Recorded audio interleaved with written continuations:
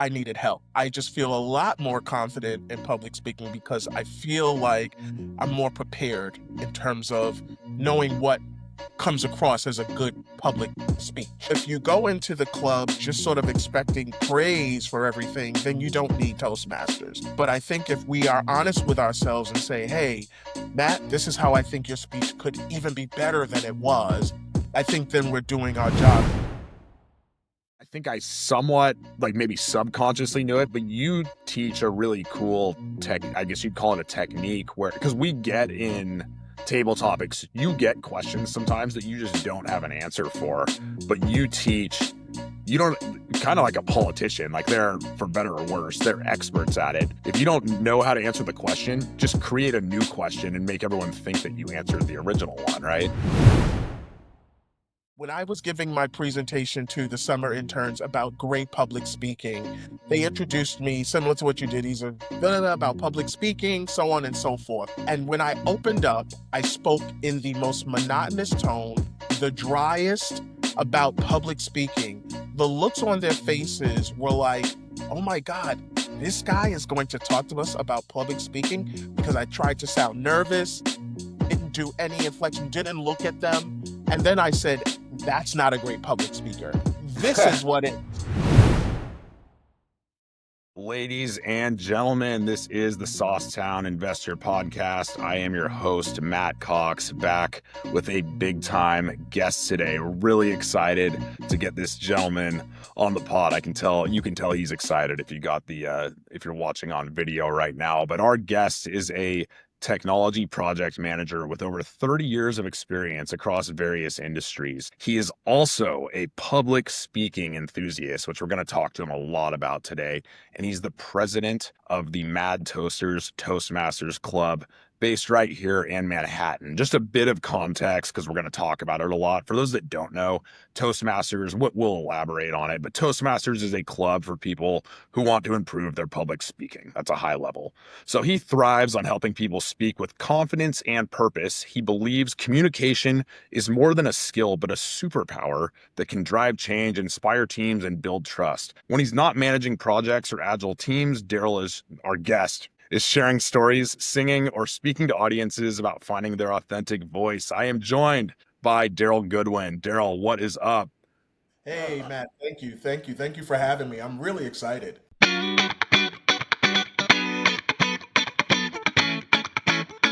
be here. Yeah, we're excited to have you here. And if you're listening, bear with me. I have a little bit of a cough today, but I'll do my best not to do it on into the mic. But Daryl, where are you joining us from today? I am from what I call God's country, New Jersey, but I am a born and raised New Yorker. I'm a New York City kid from the Bronx. As a kid, I never thought I'd live in New Jersey. We used to give New Jersey a hard time, like most New Yorkers do. But back in 1999, I found myself moving across the river, and I've been here ever since. I live in West Orange, a suburb, and I absolutely love it. And you're taking this interview from a guest bedroom, which is not something you can get very easily in Manhattan. So that's a win right there as well. Absolutely. I lived in Brooklyn for 10 years. I grew up in the Bronx. I lived in Brooklyn for 10 years. I had a two-bedroom in a brownstone in Clinton Hill, but it was really one bedroom that they chopped and made two small bedrooms. And when I tell you there was just enough room to get in the bed, nobody could come in, nobody could, there was no room. So moving to New Jersey was really about space for the money, although I missed the conveniences of New York City.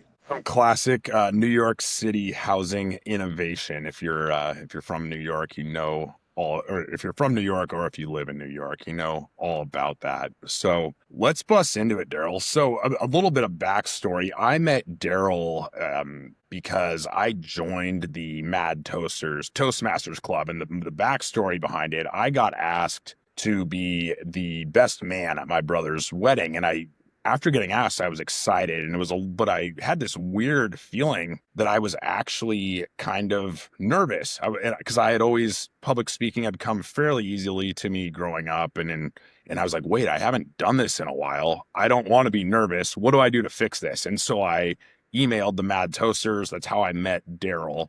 And since then, we've known each other for over a year now. But I bring up that story of being a little nervous or afraid to say there's actual data on this. People are more scared of public speaking than they are of death. Why do you think that is, Daryl? It's interesting because there are people who are not nervous public speakers, but they're not great public speakers, right? So confidence is one of the foundations of being a good public speaker. But I think when you're dead, it's kind of over. You're just gone. There's nothing to worry about. Public speaking is actually you exposing yourself, depending on what you're speaking about, in front of a group of people that you may or may not even know, and really feeling like you're going to be judged on what you say. So let's say you're listening to this and you think, I don't need to deliver speeches. I'm not going to speak on big stages. I have no aspirations to be Tony Robbins, whatever. At a high level, why does public speaking matter? So I don't think everyone,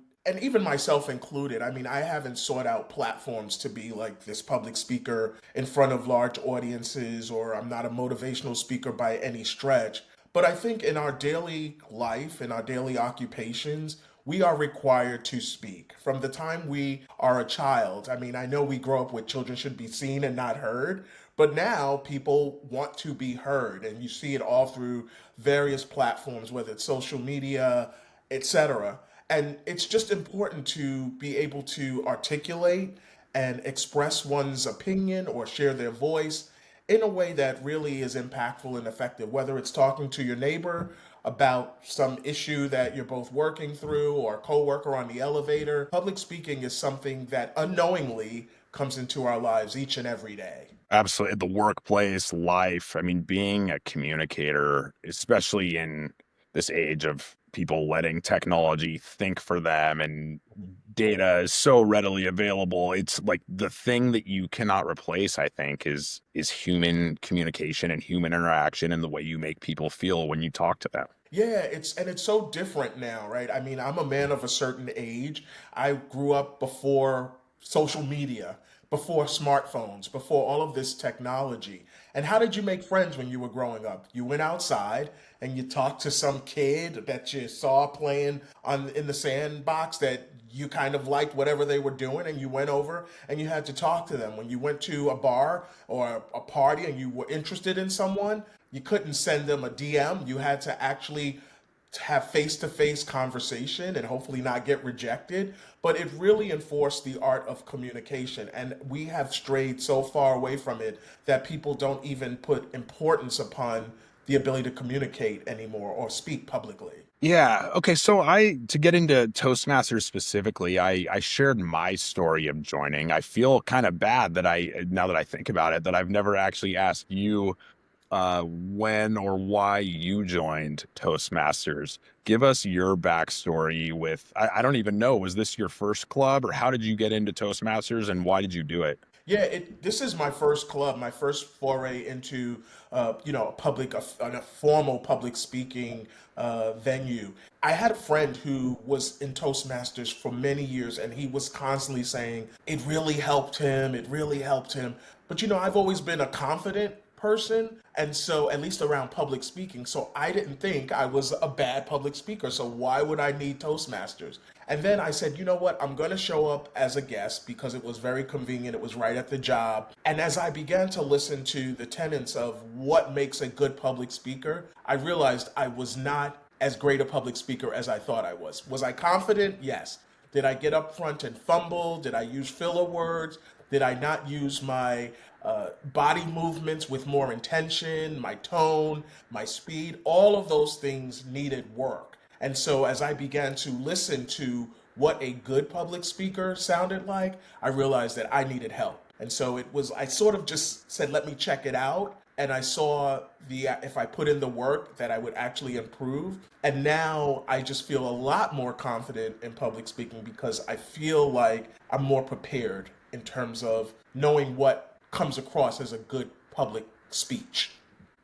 Yes. Okay. So you were the guy that you talked about in your first answer that was maybe not the greatest speaker, but you were confident. We call it like in basketball, they call it like irrational confidence guy who keeps shooting threes even though he's missed the last 8 of them. Which honestly, I would much rather be that than be good at it and not confident. So I think you had a leg up immediately that you were that comfortable in front of people to begin with. It's a balancing act, right? Because we've seen the guy, right, who's throwing up the threes and missing them all, and just from the stands go and take that guy out because he's not helping us, right?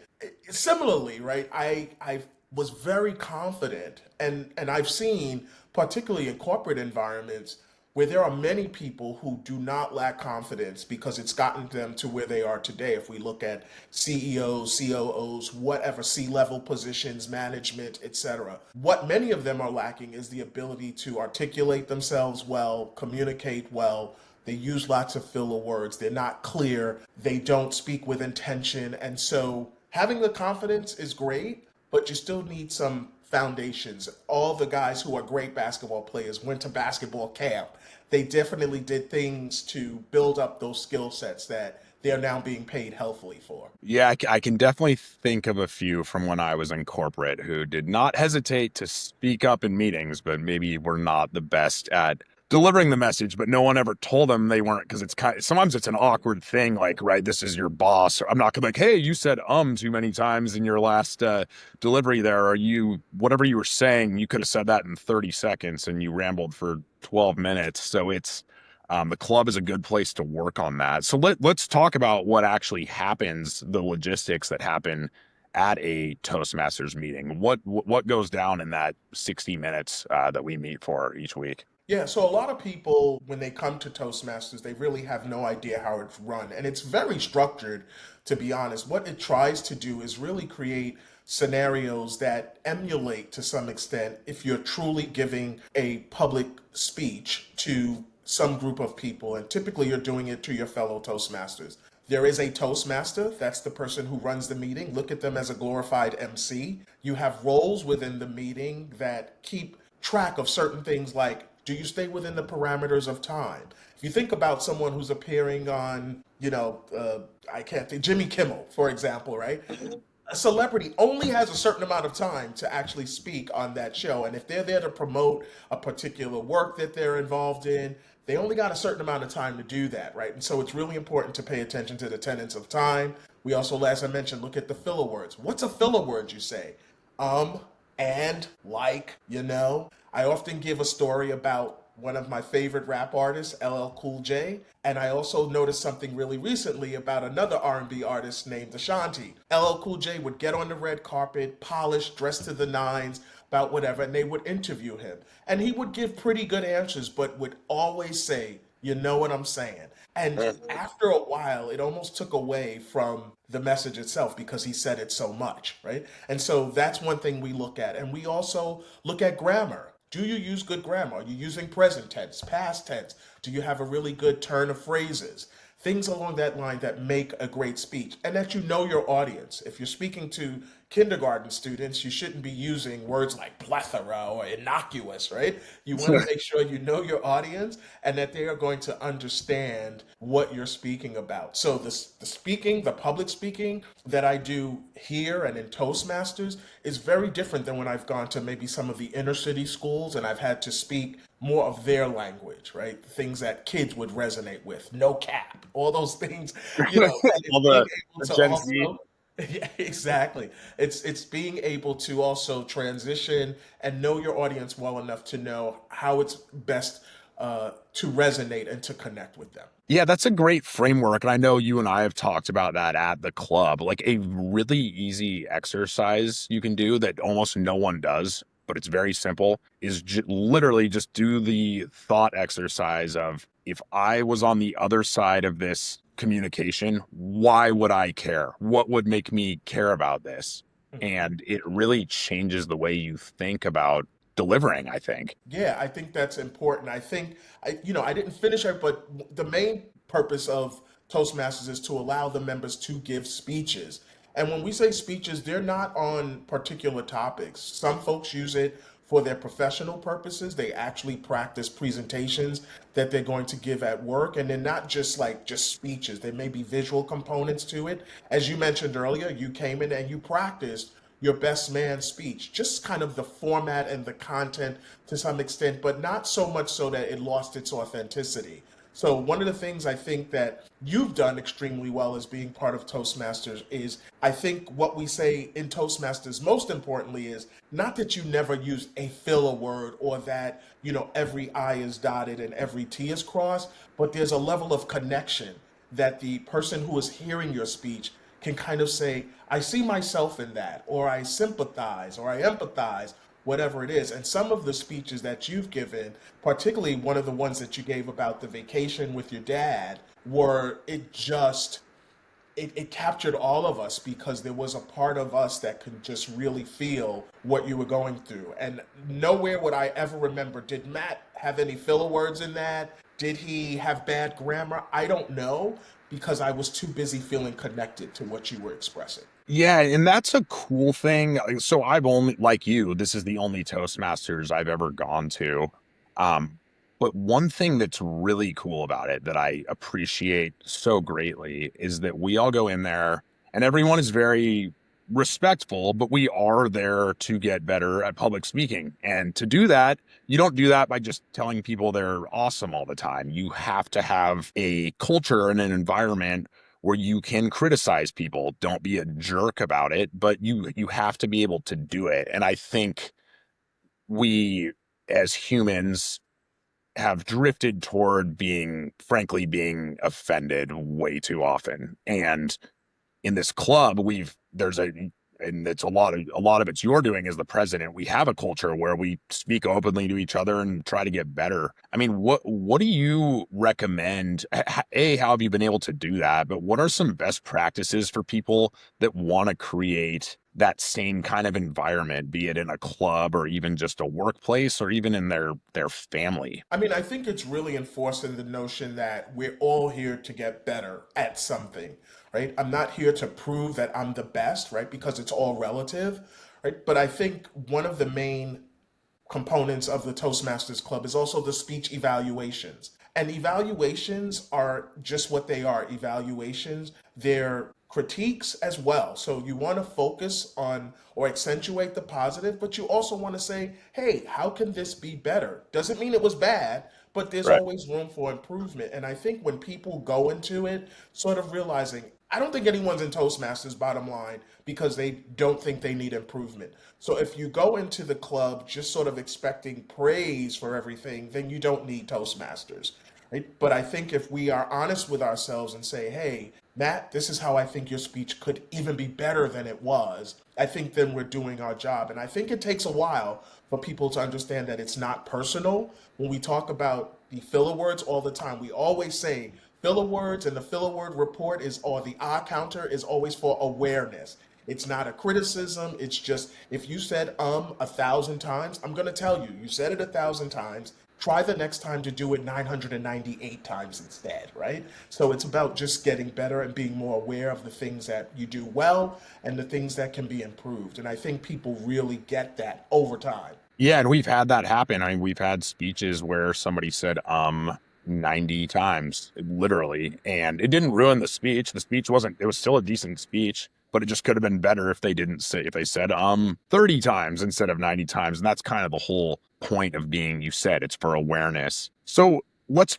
pretend someone is listening. Well, not pretend, people are listening to this right now. And they're like, okay, I get the value. You don't need to sell me on it anymore. I know I need to work on this. I want to be better at public speaking, but I'm still just like terrified to even show up to a club meeting.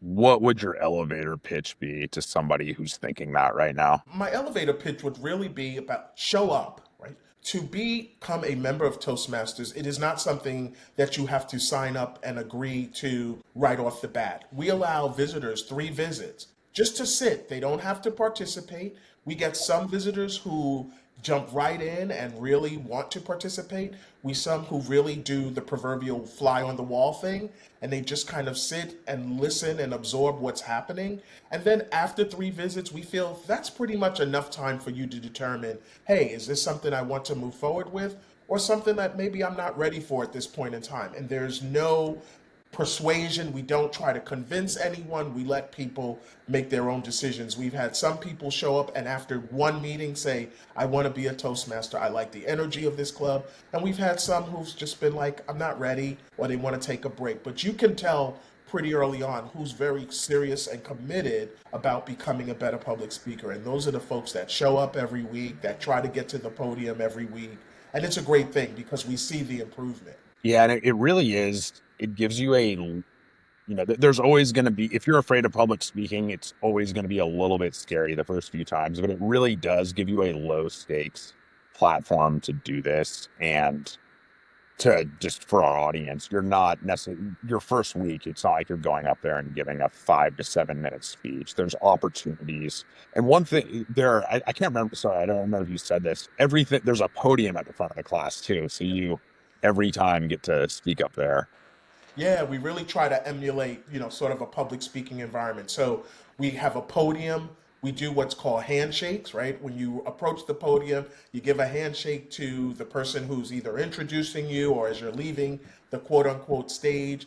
It's super important. And we have to recognize one thing I'm going to mention, people join Toastmasters for a lot of different reasons. As we mentioned, there are some who are confident but don't feel that they're great public speakers, some who are just petrified of public speaking in general. We got a lot of people who English is not their primary language. Yeah. And so for those folks, you hear a lot of filler words because the way they have to process what they say in English means they have to think, and usually they fill that empty space with filler words. So we've seen, or I've seen firsthand in the club, how folks who maybe are still not superb public speakers, but they've improved so tremendously in terms of their level of confidence, in terms of just coming up to the podium and speaking because they've done the work and they've been in a judgment free space or club that just has allowed them to make mistakes but continue to thrive and improve.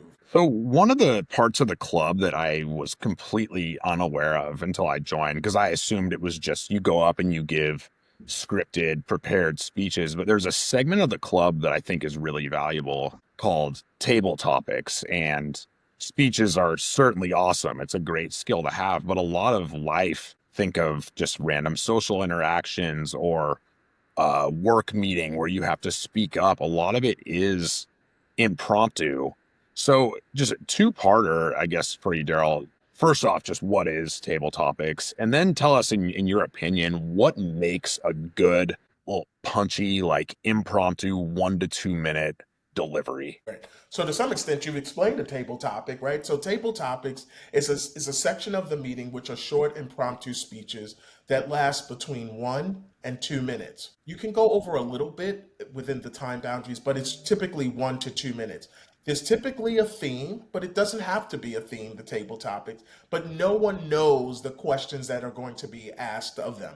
So the objective is to present speeches in a way as if you didn't know what was going to be asked of you. How often through the course of our day do we know ahead of time what our manager's going to ask us, or maybe you know what a client's going to ask you, or what they're going to say about a particular property, or what you're going to be encountered with? I think I saw recently about something that happened to one of your properties out in Oregon, and I was like, oh my God, that's but I mean, you had to respond to that. I'm sure speak to people, and I'm sure that was not something that was part of your as we say bingo card, right? And Right. so Table Topics tries to get people to really answer impromptu speeches, give them in 1 to 2 minutes. And what makes a good Table Topics response is really it should have, like any good speech, a good opening, a middle, and a closure. Right? You don't sort of leave people sort of open ended. And so it really is a way to just try to expedite if you are asked a question off the fly about anything. If a news reporter runs up to Matt and throws a mic in his face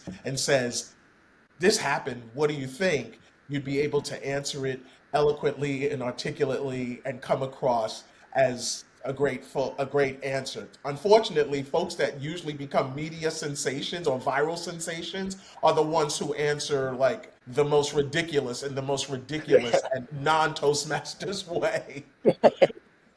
Hey guys, we're taking a quick break, but before we get back into it, if you're enjoying this episode, make sure to like, share, and subscribe. It really helps us to keep bringing you more valuable content. And if you're on Apple Podcasts or Spotify, don't forget to leave a review. Please, it makes a huge difference. All right, let's get back to it. Yeah, and you taught me, I mean, I think I somewhat like maybe subconsciously knew it, but you teach a really cool I guess you'd call it a technique where, because we get in table topics, you get questions sometimes that you just don't have an answer for, but you don't, kind of like a politician, like they're, for better or worse, they're experts at it. If you don't know how to answer the question, just create a new question and make everyone think that you answered the original one, right? Oh, the art of the pivot has been taken to a Yes. whole nother level. I was watching something on CNN recently, and not to get into politics, but I think I might have been seeing it. But anyway, it's gone viral. It was George Stephanopoulos interviewing JD Vance about some bribe that some politician allegedly took, that they had the FBI recordings. And JD Vance wouldn't answer the question. He would just pivot and talk about the government shutdown and blah, blah, blah, blah, blah. Long story short, George like cut off the interview. Why I'm saying that is that he didn't have an answer, so he pivoted. Whether Mhm. we liked it or not, is irrelevant, but he knows the art of the pivot. Let me not answer the question. Let me deflect. And in some cases, that works really, really well. It is just there is no right or wrong answer to many of the table topics questions. It's really about giving your opinion. And if you don't have an answer, spinning it in such a way that you can just deflect and talk about something else. What would you say for people? How long have you been in this Toastmasters club? I've been in the club now, I think almost 6 years. 6 years. Okay. So for you've seen a lot of people come and go, and hopefully a lot of people stay. What would you, for people that attend consistently for months or even for years, what is like a consistent biggest improvement that you typically see? I think the biggest improvement that I typically see is just pure confidence. Most people, because they don't feel they're good public speakers, are not confident about public speaking. I think I'm more the exception where I thought I was a good public speaker and I had lots of room for improvement. Most are probably better than they believe they are, but they're just so not confident in terms of coming up to the podium. And I'm always amazed at some people who come into the club and when they get up to the podium, I'm like, you're actually a very good public speaker. Can you improve? Absolutely, but you're not as bad as you think. So I think the majority of folks who really come there, I see marked improvement in their confidence and their ability to really use their body language, make eye contact, be more intentional with the way they move around the room. There's one member in the club, I think you know, Jonathan Cueva. If you had known him when he first started, I mean, shy, completely shy. I don't know if confident, not confident would be the word, but he certainly didn't seem super confident. And now he runs the meetings, he does certain things very impromptly, and it's just been really great to kind of watch that evolution where to tell him to get up front and be the Toastmaster. We did a presentation to our summer interns about good public speaking, and I dragged him along, and he ran a portion of the session. A couple of years ago, when he first joined, I would have never asked him to do that. Yeah, you've mentioned so I wasn't there when Jonathan started, but you've mentioned that about him. But it makes me think of I was listening to a podcast the other day, and this guy was the CEO or is the CEO of some big investment firm. He was Australian. I can't remember his name, but he brought up a really good point that we all like. I think one of the fears of public, it almost isn't the fear isn't public speaking, it's fear of embarrassment. Like, what's everyone going to think of me? And he reframed it really well. It was like when I see somebody go up front or raise their hand in a meeting or put themselves out there and they go up there and their voice is trembling and they're like, I can tell they're nervous. Is my thought is not, oh my God, look at that. That's so embarrassing. My thought is, holy crap, I respect the heck out of that. This guy's terrified right now. The easy thing to do would be to just not jump in to just avoid your fears. And he or she is doing it right now. And I think that, I mean, how do you feel when you see somebody up there for the first time and they're just shaking in their boots a little bit? I always give them a whole lot of grace. I mean, I think it is something that can be very daunting. And I will say in my own life, even though I've been doing public speaking as a project manager and in a variety of other capacities for many years, as the audience changes, that fear can be reintroduced. So I went from, when I worked at Goldman Sachs, there was a lot of that in front of some tough people. And then I went to work for a large food retailer, and I would have to speak once a week at these big managers meeting that we have. And when I tell you there would be about 50 people there and I would be the only black person, the only one, it changed everything. That the confidence that I felt, suddenly I felt differently. I would shrink into myself because it was just my audience was a lot less diverse, right? And so here I was, having done this thing for many years. The only thing that changed was the audience, not what I was necessarily talking about, but it introduced a new level of fear and anxiety for me because I felt like I don't want to embarrass myself in front of this group of people. So to your point, I think it's to be commended when people overcome their fears and really get up in front of others and just face those fears even when they fail. So for you personally, you're a gifted speaker. You have that natural confidence, but you've also worked very hard at it to become not just confident, but even very, very good. You're very good in front of a crowd. And I say that not just because we're on a podcast. Daryl is a incredible public speaker. What, through public speaking, can you point to specifics where it either advanced your career or just helped you in life or personal relationships? Well, in terms of the career, even this year, just being confident in public speaking, I'll just speak about at my job and then something outside of work. This year, I was able to, as I mentioned, do a public workshop for all of our summer interns when just about good public speaking. And then for each of them, when they had to present their final presentation, they had teams. I coached every single one of their teams, myself and two other Toastmasters, Gina Chinea and Jonathan Cueva. I served on a panel for a year about, the power of you, which I got to speak in public. And last week, I am what is called an employee advocate, where I do some promotion of things that the organization does. I was selected to be videotaped for some presentation, like recorded with a bunch of other folks, right? And I think it has really enabled my public speaking skills to be leveraged and utilized in a way that's really helped me become more of a voice for either myself or the organization and help others. Outside of work, I do photography. I love photography a lot. But it's not just taking pictures. Part of taking pictures is also like public speaking. People hate taking pictures. Everyone thinks they look horrible in pictures. I don't have the best smile. I don't like the way I pose, whatever it may be. My body's not in the best shape. And I have to use public speaking to get them comfortable. People sign up to be clients, and then I see their nervousness. So part of the is not necessarily giving a speech, but definitely talking to them, conveying to them how this is going to be an enjoyable process, feeling persuasive, using the right tones and the right sort of connection, right? So it's once again public speaking at play in all aspects of our lives. So one of my favorite things about Toastmasters, I think, is that the meetings run on a very strict schedule. We have a 60-minute window. People have to get out of there, get back to other meetings or whatever it may be. It's 60 minutes and you're in and out of there, which means 5 to 7 minute speeches, 1 to 2 minute table topics, etc. I don't know about you, but if someone is rambling, it doesn't matter if they're giving me the secret to eternal bliss or how to make $1 billion tomorrow. I'm going to tune them out. I can't do it. People lose me. Do you have any, say I'm listening to this and I've kind of self-identified. I hear people say this a lot. Like they're like, I know I ramble. So they're like self-aware, but they keep doing it and they want to get better at it. Do you have any like tips or best practices for people who want to get better at verbally delivering more value in fewer words?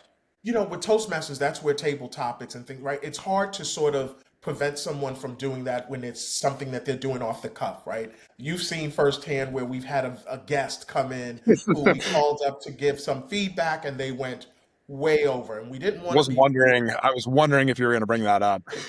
Yeah, and so I think I gently sort of at some point said, okay, it's time for you to kind of cut it down, which always surprises me within the confines of Toastmasters when people are not aware of time. But we try to incorporate those tools to really make folks aware that time is important.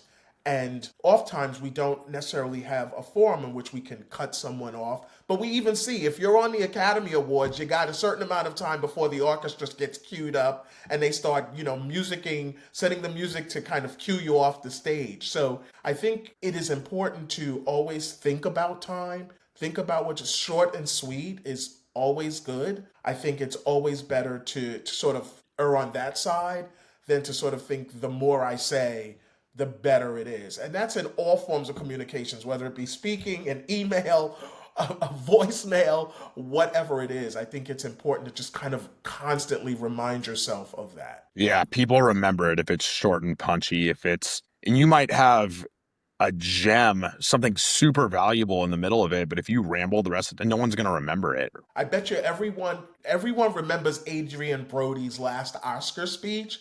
They don't remember what he said, not a No. word about what he said, but they remember he was so very long. And I remember at some point you almost lose whatever magic. After a while, you just start losing the audience. There are moments where, let's say, where we see a movie where it's really good and it's really connecting, and we say, it was 3 hours, it didn't feel like it. So if Yes. you're not, and you need to know, like read the room, know your audience. If you see they're engaged and you're connected with them and they're locked in, you can probably go over a bit because the speech is that good. But if you start seeing the fidgeting and the whatever, it's time to wrap it up. Yeah, it gets back to that same thing. If I was on the other end receiving this, why would I care? Um, so when I bring on kind of subject matter experts to the podcast like yourself, I like to try to give people something actionable. The easy one is just go to Toastmasters. But let's say for your person who's not ready to do that yet, they're like, I get it, but yeah, I'm still kind of scared to go. What would be like they're scared to go, but they want to go eventually. What would maybe be like a 30-day plan where they could work themselves into getting more comfortable to where they could go to a meeting? So, like everything these days, I often say there's tons of YouTube videos, right, that sort of will give you a lot of information about Toastmasters, some of the speech contests they run, etc., to sort of see what a good speech sounds like, just or to see stuff about the club, and you can really understand, how it all works. I would also challenge someone to try, not necessarily with a Toastmasters club, but try to speak to somebody new each day, right? In a small way. It doesn't have to be a speech, but maybe that person that you stand by, if you're at my job at the pantry, we're always in the morning at the coffee shop. And everybody who's in there, I don't necessarily work with, but eventually sometimes you just explain pleasantries. And that in and of itself sometimes takes confidence, especially depending on who, rank and file and who's in there at that particular time. So I challenge folks to try to communicate as impromptly as they can initially to get more confident in it. Whether it's the person ringing you up at the supermarket, whatever it may be, your Uber driver, hey, sometimes make small talk. It's a way of staying connected and really improving your public speaking skills without necessarily being thrust in front of others. I love it. That's great. Okay, hey Daryl, I want to do, if you're cool with it, I want to do a little lightning round, which is Okay, kind of, it's almost going to just be like a built-in table topics. You ready? sure. Okay, I'm going to start off negative, but don't worry, we'll come around positive. Okay, sounds good. What's the worst speech you ever gave and why? The worst speech that I ever gave actually is a speech that I gave when I was really young. I grew up in church, and every holiday we would have to do what we would call speeches, an Easter speech, a Christmas speech, or whatever. And so my family thought, hey, this kid is pretty bright. Let's give him a nice long speech. And so they gave me a long speech, and I went up front and I gave this speech, and I couldn't remember like the last two paragraphs. And so instead of doing what a good speaker would do, which is end the speech, thank you, because sometimes no one is the wiser that the speech is over. I stood and tried to remember and hummed and hawed and started to cry. And for a long time, for the next 2 years, I didn't want to do any speeches Oh, wow. because I was like, Easter's coming, you got another speech. If you're going to give me a speech, give me a short one or don't give me a speech at all. But once again, it was innocuous, a word that I used earlier, right? In terms of like no one but it left this indelible mark upon me because it was like a big failure. And most importantly, it was about the embarrassment component that we so often talked about. So, I'm sure I've made some horrible speeches in my professional career over my life. But most of the time, I've pretty much forgotten about them because I think it's important to like kind of put those things behind you and move forward. But that one was one of the speeches that I remember as a youngster, and I was probably about 12 when it happened. So I wasn't like a kid, but I was on the brink of being a teenager, but it really screwed me up. Okay, let's go to the other side. What's the best or maybe most memorable speech that you've given? Oh my God, the most memorable. This is gonna sound kind of crazy, but I recently gave a speech at my dad's funeral. My dad passed away in April, and my dad and I were super close. We had a very contentious relationship when I was younger, but in the last, 30 plus years, we had grown really super duper close. My dad had remarried and moved to South Carolina, and I was in charge of really coordinating the funeral with his wife, his new wife, and they asked me to speak. I was the final speaker. And I spoke about the power of forgiveness. That was sort of the crux of the speech. And it really talked about our relationship and the evolution of it over the years and how it went from this great relationship as a kid to this really sour relationship when my parents were going through their turmoil to us growing super duper close and everything that he meant to me.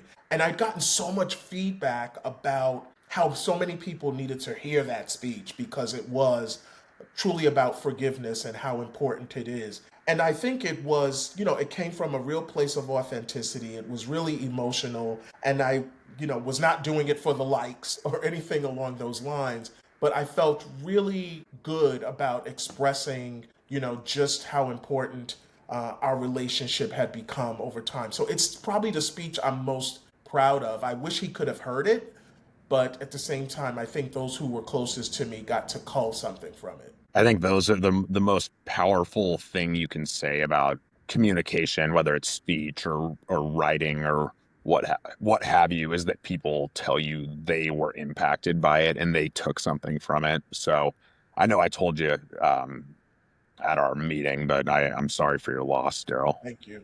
Thank you. And I think that is why probably when you gave the speech about your dad, and really, uh, more importantly, there was like this whole backdrop, not just about the incident, but just this whole setup about your relationship. So it was very apparent to me before you even got into the details that you and your dad I shouldn't say are super duper close, that he is like your hero. And there was a part of me that really understood how that relationship feels, even though it happened in latter years for me. And also a bit of, for lack of a better word, envy, because it seemed like that's been a consistent component of your relationship with your dad, where I lost many years with mine, where it was, embedded in anger and all sorts of other things. But nonetheless, the end justifies the means. And at the end of the day, I think, I was glad he and I were able to heal and move forward. I love that. Um, okay, next, this feels weird transitioning from a conversation like that to another It's lightning okay. round, but I do want to ask you. This is a really good one because I think the opening to a speech is so key. You have such a short moment to capture people's attention. So, what's your favorite opener technique or attention grabber to harness attention at the start of a speech? There are lots of interesting ways to do that. Sometimes it is with a great quote, a quote that really resonates. Sometimes it is the element of surprise. So I'll use an example. When I was giving my presentation to the summer interns about great public speaking, they introduced me similar to what you did. He's a about public speaking, so on and so forth. And when I opened up, I spoke in the most monotonous tone, the driest about public speaking. The looks on their faces were like, oh my God, this guy is going to talk to us about public speaking because I tried to sound nervous, didn't do any inflection, didn't look at them. And then I said, that's not a great public speaker. This is what it is. And they all went from, oh, okay, okay, right? So there's a variety of techniques. I think it's if you can sort of capture them right away in a way that they either connect with, even if it's something that kind of shocks them, I think that's super duper important. I don't think there's one way to skin that proverbial cat. I like it. That's creative. I hadn't even, yeah, kind of short circuit their brain. Like, what the heck is this guy doing up here? And then Oh see yeah. of it. I love that. What's an overrated speaking tip? The thing that I've learned, and this happens very often, is that too much movement can be distracting, right? Some people think that it's really important to a whole lot of this and and I was one who would speak with my hands a lot with body movement. And I learned a long time ago when I used to interview that I went on an interview at one point and I was told that I had too much movement and it came across as a lot of nervous energy. And so Uh, when I sat in interviews, I used to sit on my hands, literally, to prevent myself, to kind of keep myself more grounded, right? And so I think that culturally, right, we're taught like, Italians or whatever, right? Lots of hand movement. Blacks are always like, right? And so I think that, it's okay to have movement, but it needs to be intentional. It needs to actually have purpose. It's not just for the sake of movement. I think there are moments where it just makes a lot of sense and it makes the story or whatever you're telling even more compelling. But I definitely think people think that a lot of movement, whether it's walking the stage or, like I said, hand movements and all of that, being more animated makes a better speech. Sometimes it does, sometimes it doesn't. yeah, I just while you were doing that, a viral Instagram or TikTok idea came to me. You could record one of how every different ethnicity uses their hands when they're talking. I feel like everybody that would go crazy on social media. We see so much of it. Like, honestly, there are people who have literally built their brand on either emphasizing like how, like a certain ethnicity performs in a certain way. But you're absolutely right. There are probably ways that you could really engage. Unfortunately, I'm not very interested in becoming a viral sensation, so I like a certain level of anonymity. I hear you. So, okay, w- if you're listening to this and want to go to a Toastmasters meeting, and by the way, you've probably seen it on LinkedIn and stuff. I'm always preaching Toastmasters to people, but logistically, if you hop off here and want to go to a meeting, what do you do? What do you need? Do you need to sign up or just Yeah, Google it? so yeah, if you go to the Toastmasters site, it's https Toastmasters, TOASTMASTERS.org. That's the main Toastmasters site.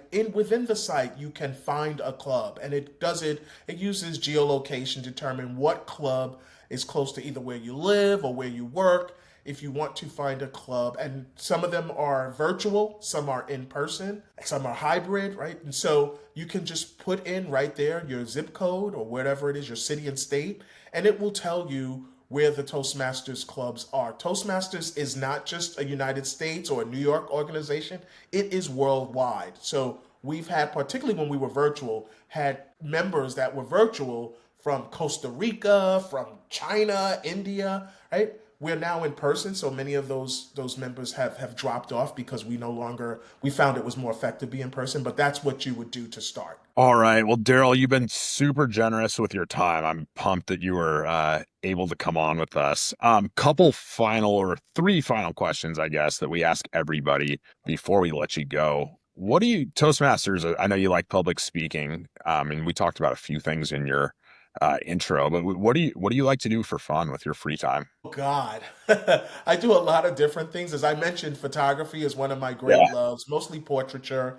I am a member of the American Coaster Enthusiasts, which are and Melanin Coaster Network. American Coaster Enthusiasts. So those are a group of people across the United States who love roller coasters.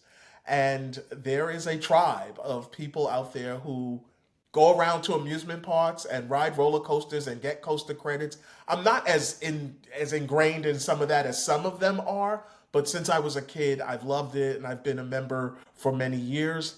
And I actually did a speech about my love of roller coasters. I think Yeah. that might have been before you joined. I'm not sure, but I definitely did one. And then I also love the theater. So once a month, I do what's called a me date, and I go to the theater. Tomorrow, I'm seeing Maybe Happy Ending, which I haven't seen yet. So typically, I go once a month to the theater and like sports, go Vikings, Skol! Although Oh no. Yeah, I'm a Packers fan. they let me down every year, but I am a big football fan as well. Love it. Yeah, I remembered that you did bring up roller coasters. For some reason, when you were saying that, I was thinking of like coffee coasters. I was like, oh, Okay, they're yeah, I really, can like yeah, them, right?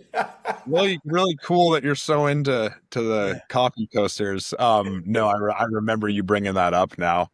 yeah. What is the best thing, and it can be for really anything, just for fun or learning, whatever, the best thing you've read, watched, or listened to recently? Recently, the best thing that I've watched. Actually, I just finished something on HBO Max called Task.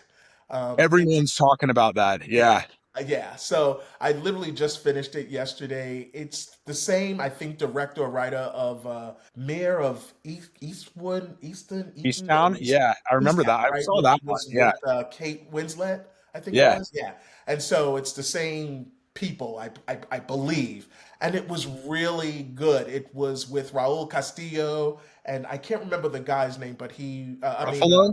Mark Ruffalo, right? not Mark Ruffalo. There was the other guy that played in Ozarks that played Wendy's younger brother, the one that was crazy. Oh, But yeah. he's one of the main characters as well. It was just really well acted, lots of plot twists, and not so many episodes that you could eventually become bored really easily. It just was a super duper good show. So if someone's looking for something to binge watch that's pretty easy, it's that.